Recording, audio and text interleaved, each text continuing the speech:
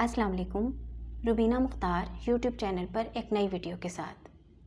Viewers, बांटने के लिए सिर्फ दौलत ही काफ़ी नहीं होती, बल्कि हर वो चीज़ जो आपके पास वाफर मिकदार में मौजूद है उसे बांटना चाहिए। कोई इल्म, कोई हुनर, कोई सलाहियत, कोई काबिलियत और सबसे बढ़कर आपका टाइम और आपकी तवज्जो। आजकल के अफरा तफरी के दौर में आपके चंद अल्फाज आग पर तेल का या फिर ज़ख्म पर मरहम का काम कर सकते हैं। आजकल लोगों को बहुत सारे नफ्सियाती मसाइल दरपेश हैं। ऐसे में आपके कुछ अच्छे और मस्बत अल्फाज लोगों को जीने की उम्मीद दे सकते हैं। आजकल आपका सबसे खूबसूरत तोहफ़ा तवज्जो और हौसला अफजाई है। लोगों की हौसला अफजाई करना सीखें। नुक्ताचीनी या तनकीद करने से आपकी अपनी ज़ात मनफी असरात के तले दबकर रह जाती है।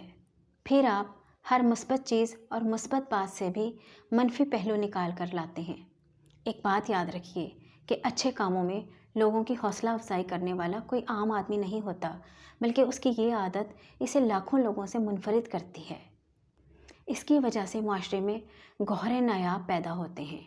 इसकी वजह से माशरे में फल आवर दरख्त लगते हैं।